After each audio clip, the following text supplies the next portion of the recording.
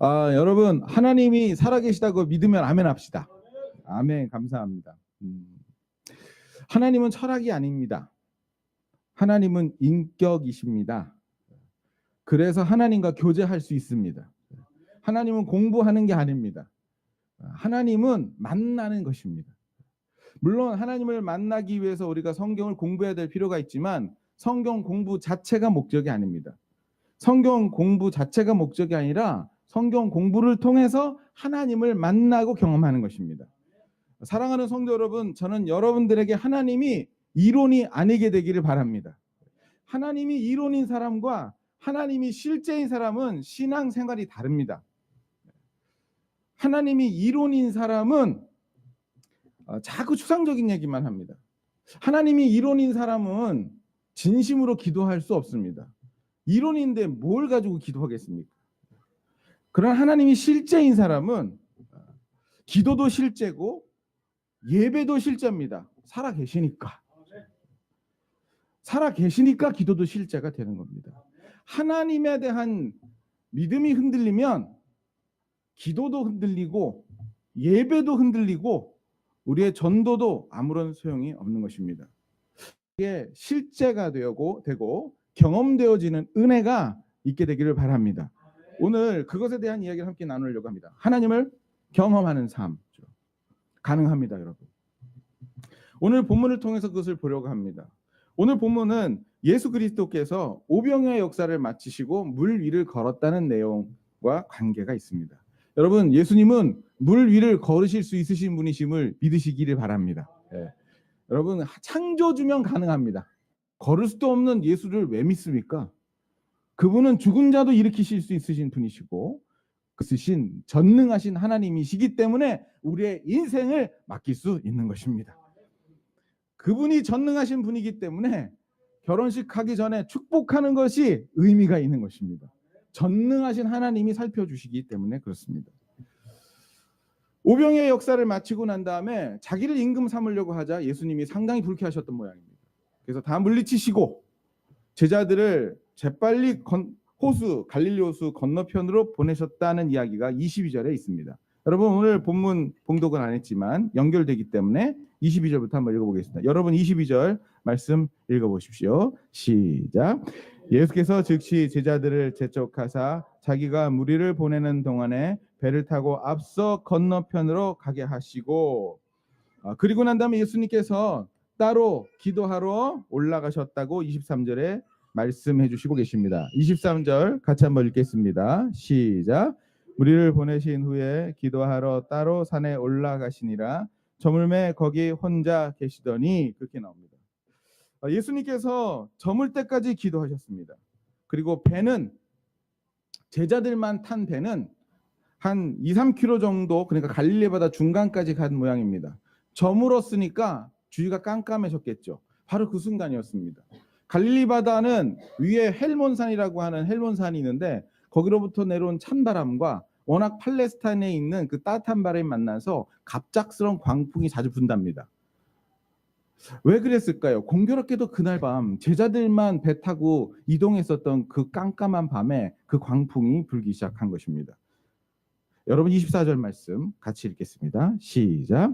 배가 이미 육지에서 술이나 떠나서 바람이 거스림으로 물결로 말미암아 고난을 당하더라. 헬라어로 고난을 당하더라라고 하는 말을 찾아보면 고문을 당할 때에 받을 수 있는 고통을 받았다는 얘기로 번역됩니다. 여러분 얼마 정도 이 고통의 세기가 심했는지 이 마태복음을 썼었던 마태가 표현하고 싶었던 모양이에요. 마태는 그 안에 있었잖아요. 그게 얼마나 힘들었는지. 놀랍게도 그 배 안에는 갈릴리 바다 어부 출신이 많았다는 사실입니다. 베드로도 그랬고 안드레도 그랬고 요한도 그랬는데 갈릴리 바다에서 장뼈가 굵은 그들도 그 폭풍을 이길 수가 없었던 것 같습니다. 누가 그러더라고요. 마귀가 예수 그리스도의 교회를 태어나기도 전에 완전히 바다에다 수장시킬 수 있는 절호의 찬스였다. 초대교회의 기둥 같은 일꾼이었었던 베드로, 야고보, 마태복음을 썼었던 마태, 요한복음과 요한계시록을 썼었던 요한 그 배에 있었습니다. 그 배가 뒤집어지면 교회 역사는 끝나는 겁니다. 흔들리는 그 배를 예수님께서 보십니다. 여러분 오늘 본문 25절 같이 한번 읽어볼까요? 25절 읽겠습니다. 시작. 밤 사경에 예수께서 바다 위로 오늘 본문에는 이렇게 쓰여 있지만 마가복음에는 이렇게 쓰여 있습니다. 제가 동일한 부분을 기술한 마가복음을 한번 읽어보도록 하겠습니다. 마가복음 6장 48절. 바람이 거스름으로 제자들이 힘겹게 노젓는 것을 보시고 누가 봤을까요? 예수님이 보셨습니다. 밤 사경쯤에 바다 위를 걸어서 그들에게 오사 지나가려고 하시매. 이것이 마가복음의 기록입니다. 여러분 마태와는 다르게 마가는 예수님께서 홀로 무태 육지에 계셨지만 그 깜깜한 밤중에 밤 사경이면 이게 로마 시간인데 새벽 3시서부터 6시입니다. 그때까지 예수님 기도하셨던 거예요. 근데 바람이 부니 주님께서 바다를 보셨는데 놀랍게도 그 깜깜한 밤에 바다 한복판에 있는 자신의 사랑하는 제자들을 보셨다라고 얘기하고 있습니다. 여러분 그게 가능할까요? 여러분 밤바다를 보신 적 있습니까? 전 제주에서 완도까지 가는 배를 한번 타본 적이 있습니다. 해가 지고 밤이 되어서 멀미가 나가지고 바깥에 나갔는데 와 여러분 바다 색깔이 검정색 물감색입니다. 완전히 새까맣니다. 연탄재 뿌려놓은 것 같아요. 그래서 나는 왜 등대불을 보고 배가 위치를 찾는지를 그 이유를 알았어요. 아무것도 안 보입니다. 그런데 어떻게 거기에서 그때 갈릴리에 등대도 없었을 텐데 거기에서 우리 주님이 제자들을 보실 수 있었을까요? 성경은 거짓말하지 않죠. 우리 주님은 제자들을 분명히 보셨습니다. 저는 이것이 묵상이 되면서 하나님은 이러신 분이시구나. 그 배에 예수님 안 계셨습니다. 그러나 예수님은 그 배를 보고 계셨습니다. 이것은 어제나 오늘이나 변함없는 우리 주님이 하시는 일입니다. 그 배에 계시지 않지만 주님이 그 배를 보셨듯이 이스라엘 백성들이 애굽에 있을 때 그곳에 함께 계시지 않았지만 출애굽기를 보니까 하나님께서 고통당하는 이스라엘을 돌아보셨고라고 얘기하고 있습니다.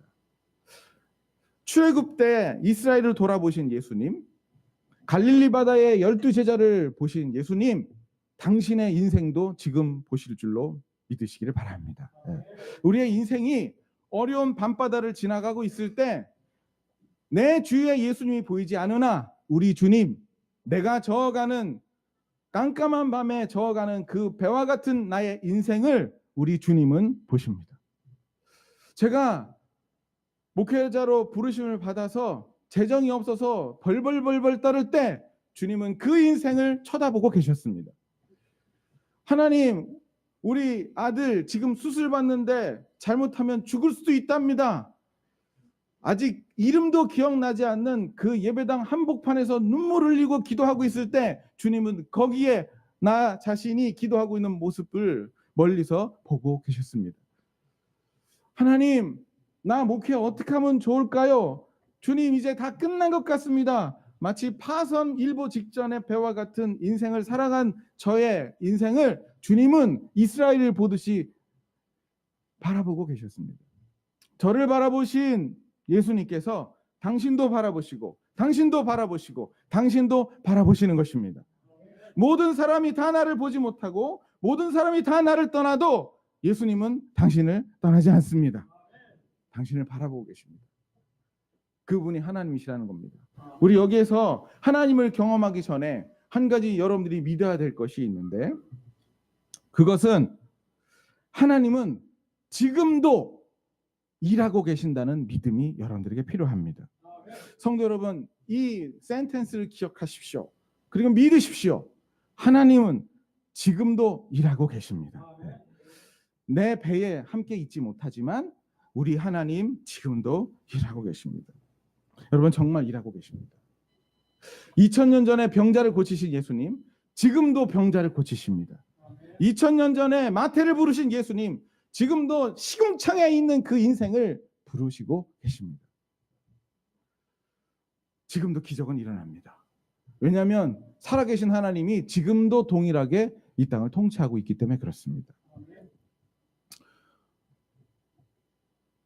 제가 대학 다닐 때 같이 교회 생활하셨던 형님 한 분이 독실한 운동권이셨습니다. 항상 주머니에 마스크가 있으셨고 데모가 나면 항상 눈 밑에 치약을 바르고 그 다음에 열심히 최루탄 가스를 마시면서 독재 타도 외치셨죠. 그분하고 성경 공부를 하면 항상 골치 아팠습니다. 덕분에 공부도 많이 했지만 항상 그분이 얘기하는 것이 있어요. 교회에서 기도만 하면 뭐하냐? 사람들이 죽어가는데 나가서 투쟁을 해야지. 그게 행동하는 그리스도인이야. 그러면 한쪽에서 또 그것에 대해서 막 반발을 일으키고 그랬습니다. 나중에는 그 청년부 담당 강도사님하고 이제 그 강도사님이 지금 요르단의 그 아주 유명한 선교사님 되시고 목사님 되셨는데 그분하고 대판 싸우고 막 별짓을 다 했습니다.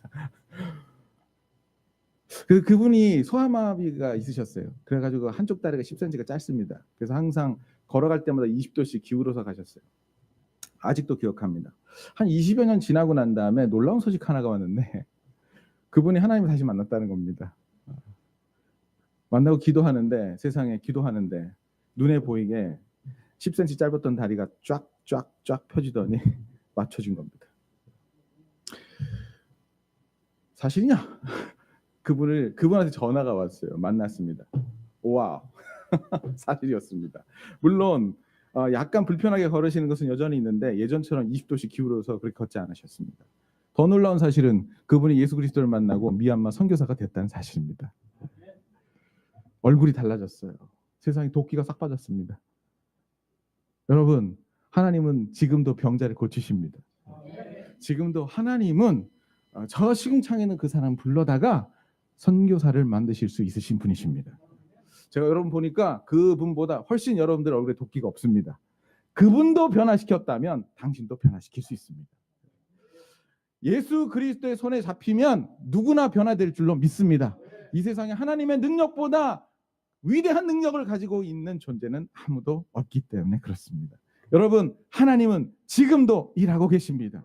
우리 옆에 있는 사람이 서로 얘기합시다. 하나님은 지금도 일하고 계십니다.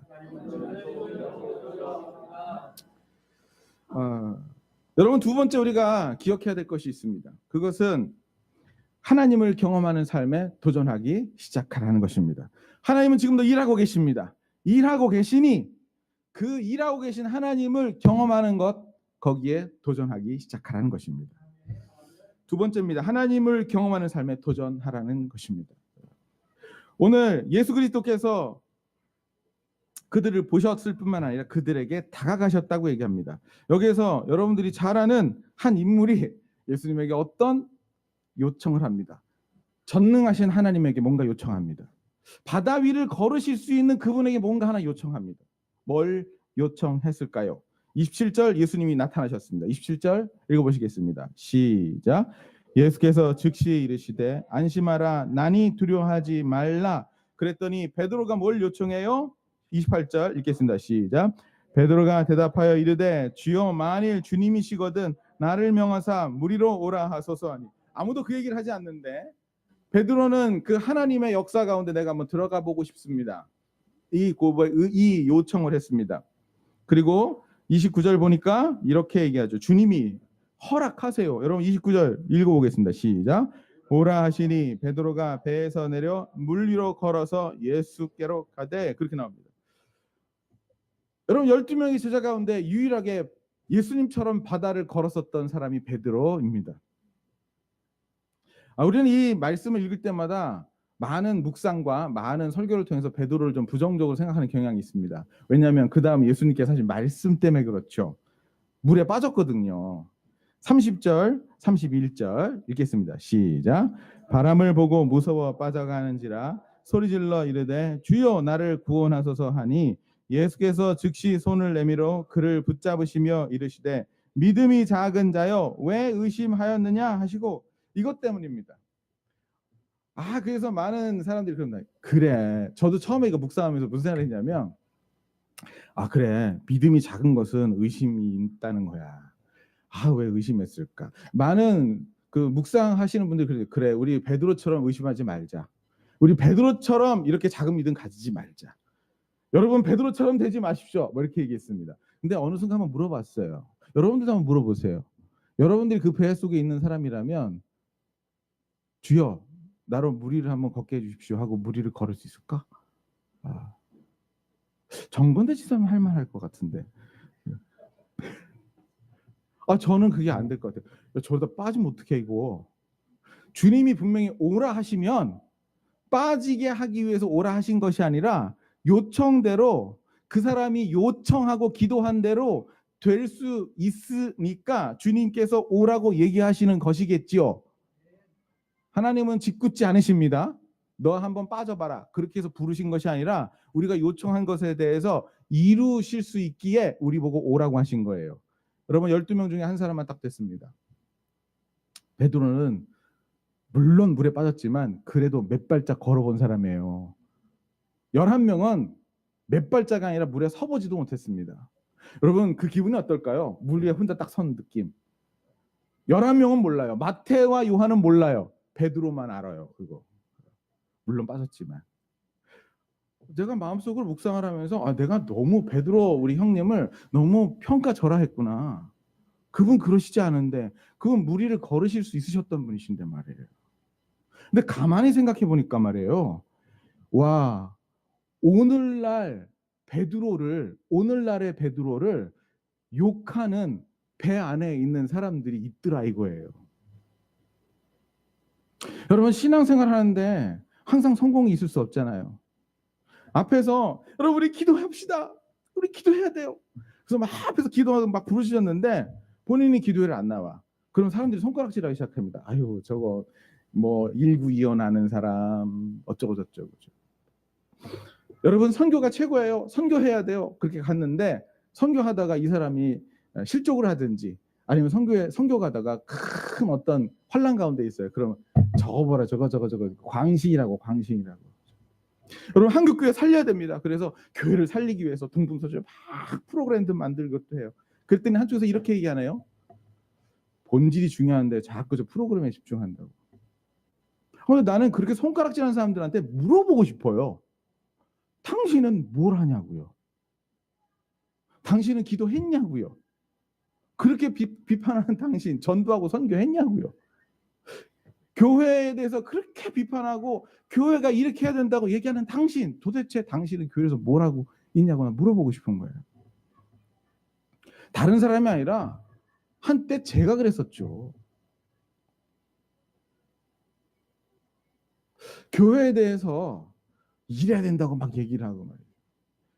전도는 이렇게 해야 된다고 얘기하고 그렇게 얘기를 했는데 가만히 보니까 내가 복음 전파를 위해서 선교를 위해서 교회가 공동체 되게 하기 위해서 한 게 없더라 이거예요. 마치 베드로를 욕하는 사람들처럼. 그래도 베드로는 물 위에 서보기라도 했지. 그러다 빠졌지만 말이에요. 내가 이렇게 살면 안 되겠다는 생각이 들었어요. 제가 여러분 한 3년 4년 전인가요? 기독교 출판계에 아주 센세이션을 일으켰던 그 책 하나가 있어요. 내가 저자하고 제목을 얘기하면 여러분들이 또 이게 유튜브로 나오고 그러면 좀 안 좋을 것 같아서 내가 얘기를 안 하는데 좌우간 몇 주간 계속 1위 했었어요.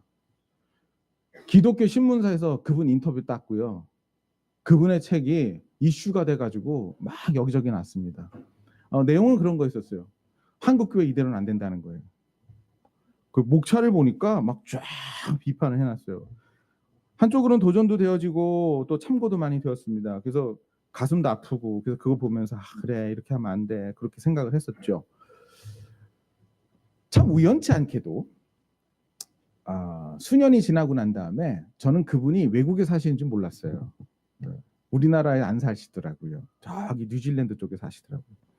근데 거기에 제 아주 친한 친구 목사가 있는데 그 친구가 저를 만나고 얘기하는데 혹시 너 나한테 그러더라고요. 형 혹시 그 사람 알아? 그러더라고요. 유명하신 분이잖아 책 쓰고. 형 그분 때문에 교회가 난리가 났어. 교회 생활 제대로 안 한대요. 오마이갓. 자기는 그거 하지 않으면서 한국 교회 이래야 된다고 쓴 거예요. 자기는 무리를 걸어보지도 않으면서 저 믿음이 없어서 저거 의심하지 말라니까 의심했다고 배 안에서 자꾸 얘기하는 거 말이에요. 베드로에게요, 내가 믿음이 작다고 했으면 바깥에 나와보지도 않은 사람 믿음 얼마나 까요? 나 이 생각이 막 나오면서 그래, 하나님을 경험하려면 내가 물속에 빠지는 한이 있더라도 그거 두려워하지 말고 배 바깥으로 내 발을 내미는 믿음이 나에게 있어야 되겠구나 하는 생각이 들었습니다. 그것이 하나님을 경험하는 삶의 시작입니다. 성도 여러분, 두려워하지 마시고, 내가 기도하다가 멈출 것 두려워하지 마시고, 전도하다가 창피당할 것 두려워하지 마시고, 선교하다 중간에 멈출 것 두려워하지 마시고, 물에 빠지는 한이 있더라도 배 바깥으로 발을 내미는 믿음의 도전이 여러분들에게 있게 되기를 바라겠습니다. 여러분, 하나님을 그렇게 경험한 사람, 그렇게 해서 무리를 한번 서본 사람하고요, 배 안에서 계속 이루고 있던 사람하고 너무너무 틀린 거예요. 기독교는, 신앙은 신앙생활을 하는 거지 신앙생활을 공부하는 게 아닙니다. 자전거 타는 것과 똑같아요. 자전거 타는 거. 자전거 타고 싶어요. 그럼 타야 되는 거예요. 안장에다 엉덩이 올려놓고 페달에다 밟아놓고 굴러야 되는 거예요. 넘어질 수 있겠죠. 옆에서 깔깔깔깔 웃으면서 넘어졌다 해도 툭툭 털고 일어나서 다시 타는 거예요. 몸에 자전거 타는 센스가 장착될 때까지, 넘어져도. 근데 우리 신앙생활 하시는 분들이 어떻게 생각하냐면 자전거를요, 책으로 공부하려고 그래. 자전거의 종류, 자전거의 역사, 자전거의 운동학적인 관계. 공부를 막 그거를 한 권 다 딸딸딸딸 외운다고 자전거를 탈까요? 여러분, 성경 한 권을 딸딸딸딸 외우면은 신앙생활을 잘할까요? 신앙 물론 도움이 돼요.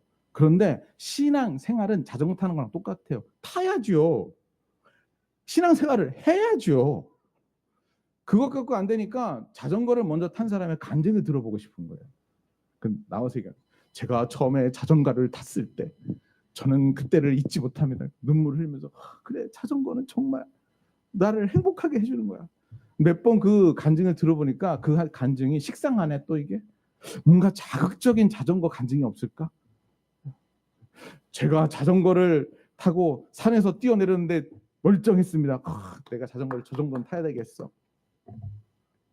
신앙생활을 책으로 배우다가 자기가 경험을 못하고 컬컬하니까 자꾸 간증 들으려고 그러는 거예요. 내가 재정생활을 이렇게 했더니 하나님이 축복하셔서 맞아, 신앙생활은 저렇게 한 거야. 저게 진짜 신자야. 자기는 아무런 변화도 없고. 여러분, 혹시 말이에요, 간증, 아주 훌륭한 간증을 100편을 들을래? 아니면은 하나님 말씀대로 기도 매일 20분 할래?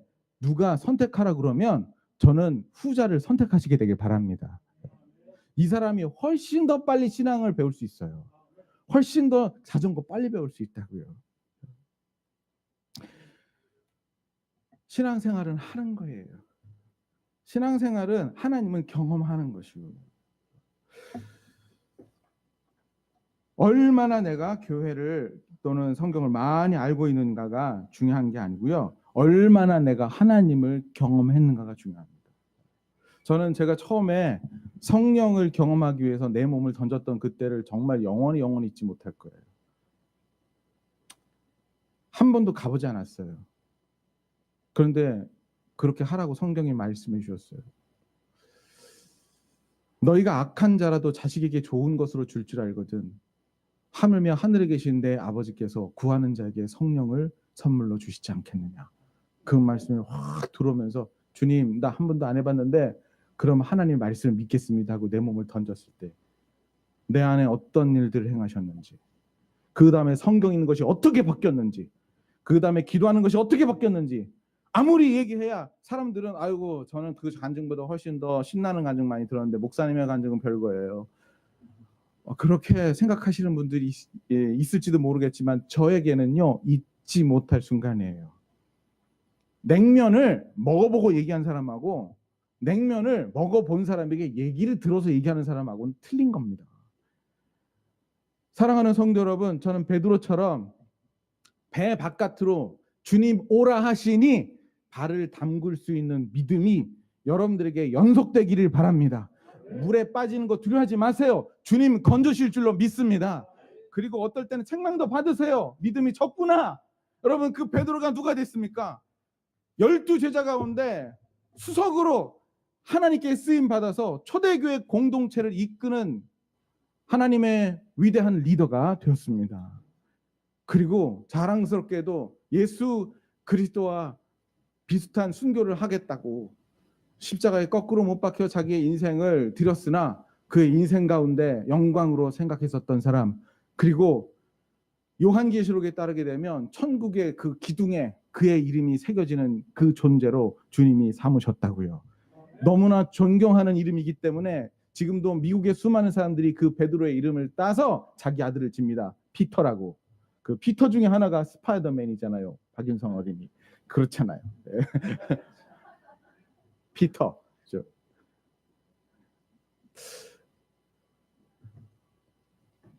하나님, 우리들에게 하나님을 경험하는 은혜가 있게 하여 주옵소서.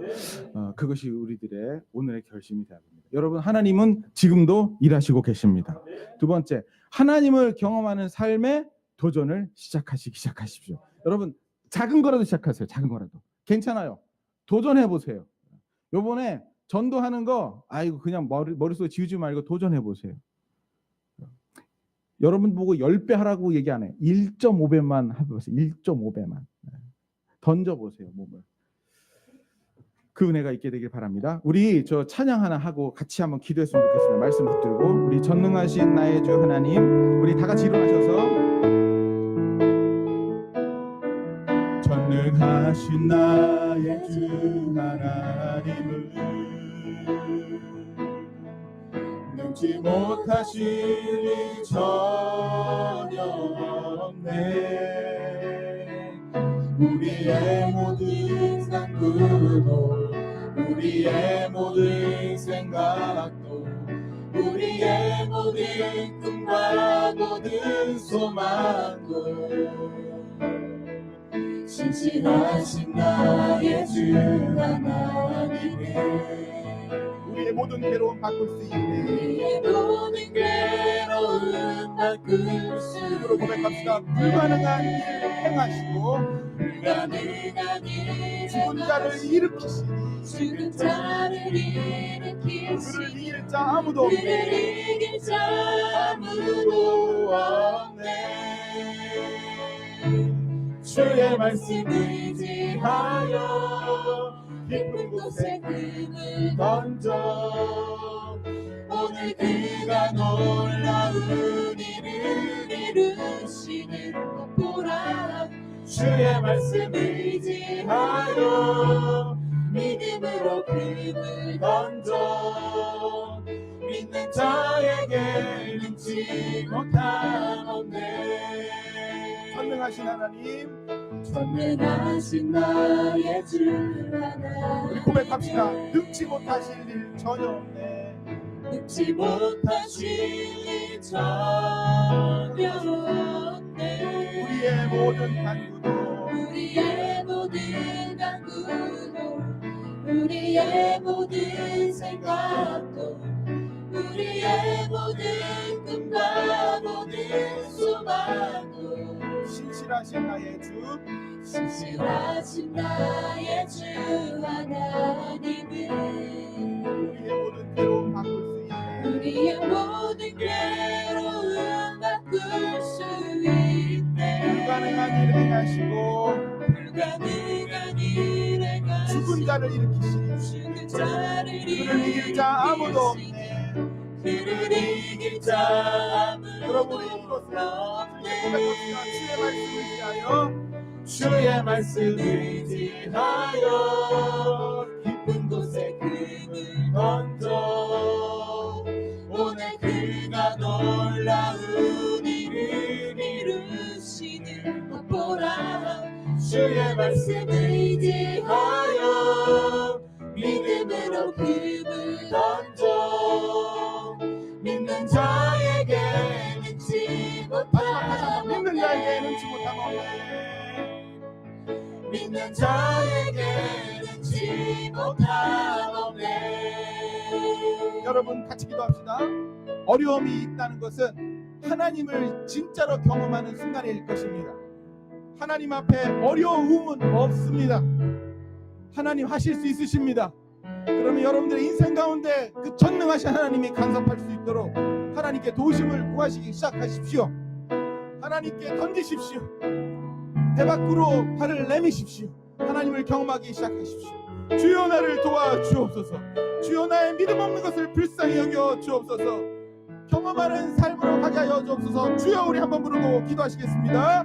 주여, 하나님 아버지, 우리 가운데 베드로와 같이 주님 오라 하시면 배 바깥으로 발을 내밀 수 있는 신앙을 갖게 하여 주시기를 기도하고 소망합니다. 하나님 아버지, 우리 가운데 하나님의 은혜가 부어지게 하여 주셔서 아버지 하나님 뒤로 물러가지 않게 하여 주시고 심리에 빠지지 않게 하여 주옵소서. 우리 가운데 어려움들이 있을 때, 도저히 내가 행할 수 없는 일들이 생길 때, 바로 그 순간이 하나님이 우리에게 나타나시는 바로 그 순간임을 알게 하시고 믿게 하여 주시기를 기도합니다. 하나님 아버지, 어려움 가운데 있는 성도가 있습니까? 주님 붙들게 하여 주옵소서. 하나님 아버지, 이제 주님이 하실 차례입니다. 하나님이 일하시는 것을 보게 하여 주옵소서. 나타나게 하여 주옵소서. 여러분 축복하며 기도하고 싶습니다. 살아계신 하나님 아버지, 복음 전환 교회 오늘 이 아침 예배드린 모든 사람 예수 그리스도 이름으로 축복합니다. 하나님, 많이 안다고 잘 믿는 것처럼 착각하는 것이 우리 교회는 없게 하여 주시고 나에게 경험된 레마의 말씀을 말할 수 있는 성도들이 되게 하여 주옵소서. 다른 사람의 간증으로 만족하는 것이 아니라 나에게 경험된 사건으로 기뻐하게 하여 주옵소서. 하나님 아버지, 마지막 때에 다른 사람이 흉내내는 그리스도인이 아니라 내 안에 계신 그리스도를 고백하고 내 안에 계신 예수 그리스도의 능력으로 살아가는 살아있는 그리스도인으로 이 마지막 때를 살게 하여 주옵소서. 하나님 아버지, 병든 자가 있습니다. 예수 그리스도의 피 묻은 손 안수하여 주셔서 치유하여 주옵소서. 하나님 아버지, 마른 뼈가 일어나게 하여 주시고 하나님 못 걷던 다리가 힘을 얻게 하여 주옵소서. 하나님 아버지, 아버님 때문에 힘들어하는 자매가 있습니다. 예수 그리스도의 이름으로 치유하게 하여 주옵소서. 병상에서 일어나게 하여 주시고 예수 그리스도를 주, 나의 주로 고백하게 하여 주옵소서. 하나님, 여기 있는 모든 성도들 한 사람 한 사람 머리에 손 얹어주시고 부흥이 있게 하여 주옵소서. 지금은 우리 주 예수 그리스도의 은혜와 하나님 아버지 사랑과 성령의 교통하심이 오늘 하나님께 헌금 드리며 주님을 예배하는 모든 성도들과 이 자리에 주의 백성들 앉아있는 예배하는 모든 사람들 한 사람 한 사람 머리 위에 지금으로부터 영원토록 함께 있을지어다.